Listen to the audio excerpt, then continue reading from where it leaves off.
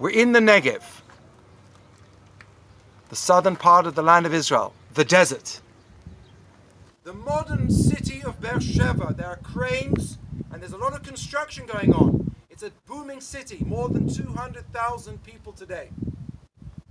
And we currently are standing outside ancient biblical Sheva. The walls you're starting to see go back to the 8th century BCE. And I'm standing right now in front of the well, the Be'er, that gives this city its name. The well of the oath, Be'er Sheva. And this well goes very deep, goes 70 meters down to the water level. Be'er Sheva was home for all our forefathers, for Abraham, Isaac, and Jacob. It is from Be'er Sheva that Abraham is told, take your son, your beloved son, Isaac, and bring him up to me as an offering on Mount Moriah. Mount Moriah being about 60 kilometers to the north of Be'er Sheva.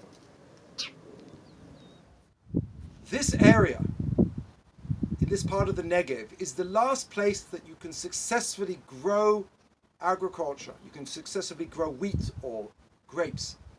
And it's no surprise that many times in the Bible, Be'er Sheva is mentioned as the southern end of the country, because further south it's just really desert and you can't live there.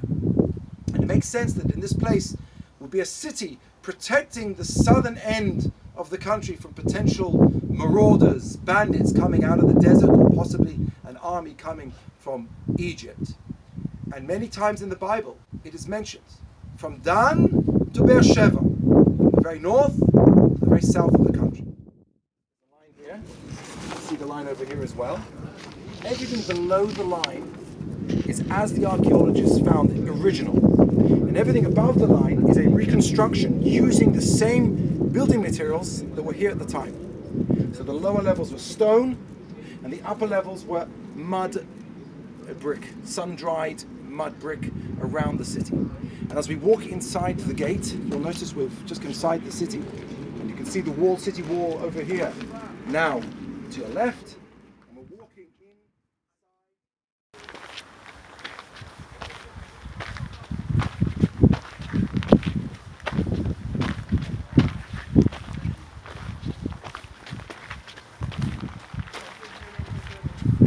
So on either side, there were these rooms on the right and on the left, presumably used for guards to protect the city and for other functions as well. If you look now behind me, you see that in the city we have an open area, an open space, a square.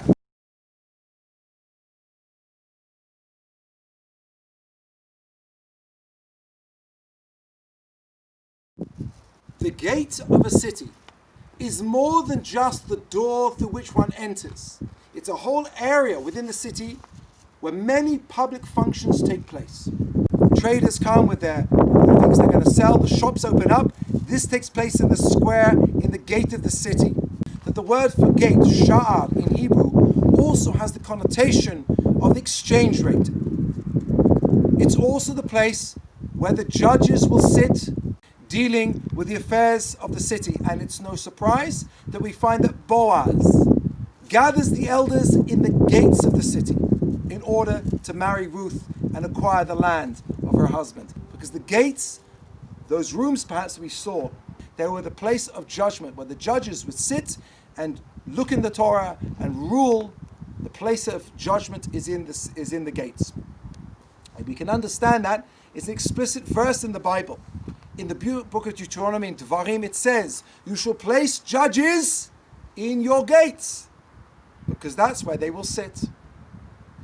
It explains to us why, when the judge stands and gives judgment and has around him his students and he's teaching them, that the term that we have come to use for a class relates to that word gate. Shi'ur, sha'ar, it's the same root word.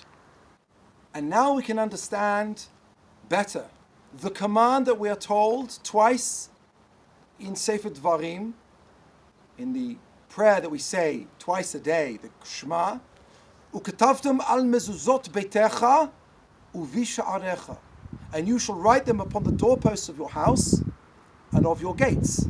And as a kid growing up, I thought, at the end of the house there's a little garden gate. You put a mezuzah on the garden gate. No, the Torah is telling us that in the public place, the place of the markets, the place of judgment, the place of the classes, that is where you're going to put the mezuzah on the gates of the city to remind you at all times God's presence, God's unity.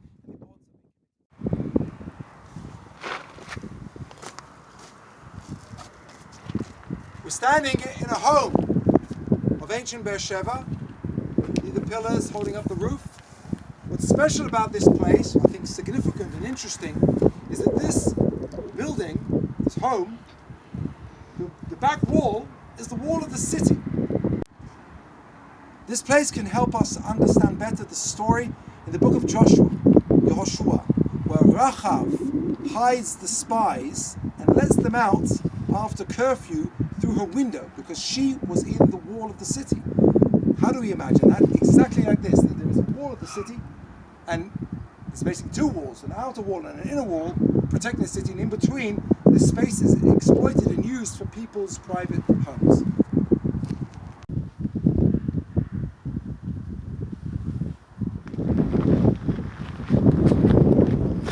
We're now going inside one of the storehouses that was discovered here in Be'er Sheva. The donkey would presumably come where we're standing now and then be told, halt, stop. And then the loads would be taken off its back and put into the little storerooms that are right in front of us right now. And again, you can see the reconstruction line right in front of us on the wall. Everything below the line was the way it was found. And here, in this wall of the storehouse, the archaeologist discovered something fascinating. In the wall, he found stones that had been smashed up from some other structure, put into the walls here. And he took the stones out of the wall and he reconstructed something amazing. In the storerooms, they discovered blocks of stone, well-made blocks of stone, broken up into different places. The archaeologists put them together, took the pieces and created this. This is an altar, just like the one in the temple in Jerusalem. But what's it doing in Be'er Sheva? Surely there's only one altar in Jerusalem. The Bible tells us that the people of Israel had sinned in the generations before Chizkiah, and they weren't just worshipping God in Jerusalem as they were supposed to, they were worshipping Him with altars and sacrifices everywhere, all over the place. Chizkiah, as part of his reform, as part of his program of repentance, went around the country, as it says in the book of Kings, and destroyed those altars and destroyed those high places. We can put two and two together. Chizkiah came to Be'er Sheva. He saw this altar. He smashed it up. The pieces were placed in the newly furnished storehouses that he was building to provide food so that the city would withstand the siege. You can see in front of you the city wall, and you can appreciate that what we're about to walk into was out of sight for any potential attacker that would have been outside the city wall. What we are standing in front of is a huge water reservoir, 17 meters deep, man-made. Every single stone was put in here in place by people, going right down to the water level, out of sight, out of the mind of any potential attacker, providing a secure water supply for a city that might just be under siege.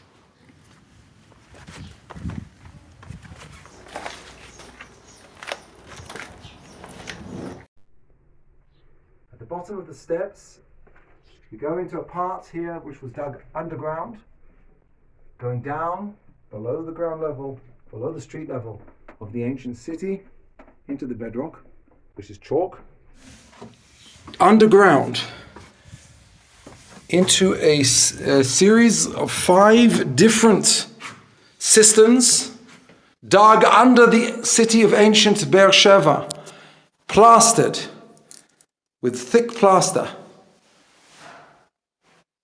to make sure that the water that is here doesn't seep away. There's a huge labyrinth here of cisterns underneath the city, out of sight, out of the knowledge of a potential attacker, and enough capacity for 700 cubic meters of water. That should be enough to keep the city alive in the hot summer if it were to be under siege. Whoever did this was planning for a war, was planning to successfully defend his country in case of attack. Given the dating, given what we know from the Bible, that man was Chizkiah. And the attack that he is preparing is to be preparing the country, preparing the kingdom of Judah for invasion by the mighty army of Assyria, Ashur, under their king Sancheriv. Chizkiah is preparing himself, preparing Beersheba for this.